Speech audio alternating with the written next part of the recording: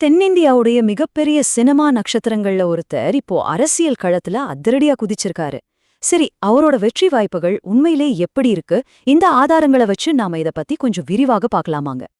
பாருங்க, இந்த முழு விஷயத்தையும் ஒரே வரியில சொல்லணும்னா அது இதுதான். ஒரு பக்கம் மிகப்பெரிய லட்சியம், ஆனா இன்னொரு பக்கம் அடிமட்ட அரசியலோட கடுமையான நிஜங்களை நேருக்கு நேர் சந்திக்க வேண்டியிருக்கு. தளபதின்னு நம்ம எல்லாருக்கும் தெரிஞ்ச நடிகர் விஜய் தன்னோட தமிழக வெற்றி கழகம், அதாவது தவக்க கட்சியா ஆரம்பிச்சிருக்காரு.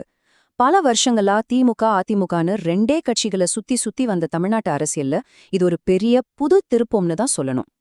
இதுல ரொம்ப சுவாரஸ்யமான விஷயம் என்ன தெரியுமா? தேர்தலுக்கு முன்னாடி எடுத்த சர்வே படி பார்த்தா தாவேக இப்பவே ஒரு முக்கியமான மூணாவது சக்தியா உருவாகிருச்சு. பாருங்க, கிட்டத்தட்ட 24% வாக்குகள் அவங்களுக்கு கிடைக்கும்னு கணிக்கப்பட்டிருக்கு. இது அவரோட செல்வாக்குக்கு அறிகுறி. விஜயோட இந்த அரசியல் என்ட்ரி நேத்து திடீர்னு எடுத்த முடிவு கிடையாது. இதுக்கு பின்னாடி 10 வருஷத்துக்கும் மேலான ஒரு தெளிவான திட்டமிடல் இருக்கு. வாங்க, அந்த பெரிய பயணத்தை கொஞ்சம் சுருக்கமா பார்க்கலாம். பல வருஷமாவே விஜயோட பொது வாழ்க்கை நடவடிக்கைகள், அவரோட அரசியல் ஆசைகளை கொஞ்சம் கொஞ்சமா நமக்கு காட்டிட்டே தான் இருந்துச்சு.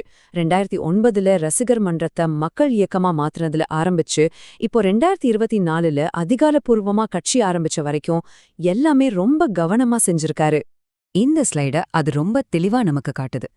ஒரு பக்கம் தேர்வு கொள்கையால பாதிக்கப்பட்ட ஒரு மாணவியோட குடும்பத்துக்கு ஆறுதல் சொல்றாரு. இன்னொரு பக்கம் ஜல்லிக்கட்டு மாதிரி ஒரு பெரிய கலாச்சார போராட்டத்துல கலந்துக்கிறாரு. இது எல்லாமே சினிமாவுக்கு வெளியிலயும் அவரோட ஈடுபாட்டை நமக்கு உணர்த்துச்சு. தன்னோட மிகப்பெரிய ரசிகர் பட்டாளத்தை விஜய் வெறும் ரசிகர் மன்றமா மட்டும் இல்லாம ஒரு கட்டமைக்கப்பட்ட மக்கள் நல அமைப்பா மாத்திட்டாரு. இந்த இயக்கம் மூலமா படிக்கிற பசங்களுக்கு இலவச கல்வி மையங்கள், பசியோட இருக்கிறவங்களுக்கு இலவச உணவகங்கள், ரத்த தான முகாமுகள்னு நிறைய செஞ்சிருக்காங்க.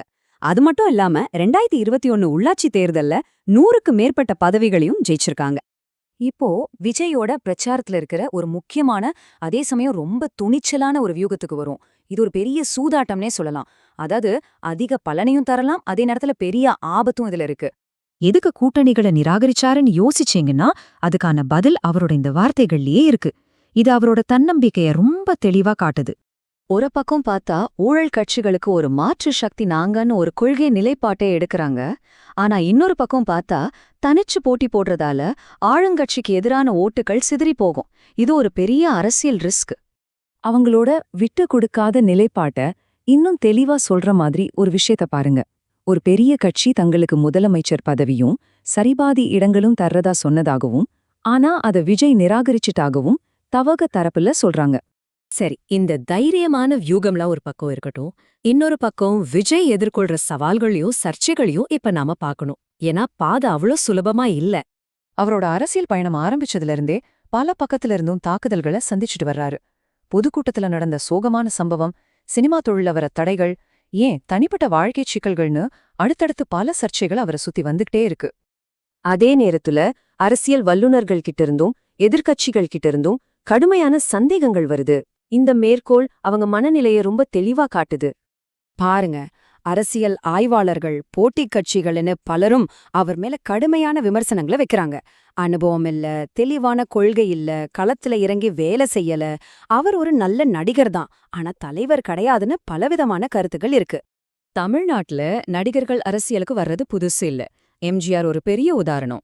சரி, அப்போ எம்ஜிஆருக்கும் விஜய்க்கும் என்ன வித்தியாசம்? இந்த அட்டவணை அதை தெளிவா காட்டுது. எம்ஜிஆர் ஆரம்பத்திலிருந்தே தன்னோட படங்களையும் ரசிகர் மன்றங்களையும் அரசியலுக்காக பயன்படுத்தினாரு. ஆனா விஜயோட வழிமுறை அதிலிருந்து ரொம்பவே வித்தியாசமா இருக்கு. சரி, இவ்ளோ விஷயங்கள் பார்த்தாச்சு. கடைசியா நம்பர்ஸ் என்ன சொல்லுது? விஜயோட உண்மையான சவால் என்னன்னு இந்த தரவுகள் மூலமா நம்ம தெரிஞ்சுக்கலாம். முதல்ல இந்த நம்பரை பாருங்க. 23.9%, கிட்டத்தட்ட 24%. இது விஜயோட மிகப்பெரிய செல்வாக்க காட்டுது. அவரை 3வது பெரிய விருப்பமா இந்த நம்பர் மாத்திருக்கு. இந்த நம்பர் ஏன் இவ்ளோ முக்கியம்னா, அவருக்கு உண்மையிலே ஒரு மக்கள் ஆதரவு இருக்குன்னு இத காட்டுது. முக்கியமா இளைஞர்கள், முதல் முறை வாக்காளர்கள் கிட்ட அவருக்கு ஒரு பெரிய ஈர்ப்பு இருக்கு. ஆனா இங்கதான் ஒரு பெரிய அதிர்ச்சியே காத்துட்டு இருக்கு. இவ்ளோ வாக்கு சதவீதம் வாங்கினாலும் அவங்களுக்கு கிடைக்க போற சீட்டுகளின் எண்ணிக்கை எவ்ளோ தெரியுமா? வெறும் 8லிருந்து 10 இடங்கள் தான். ரொம்பவே குறைவு. ஏன் இப்படி ஒரு பெரிய வித்தியாசம்?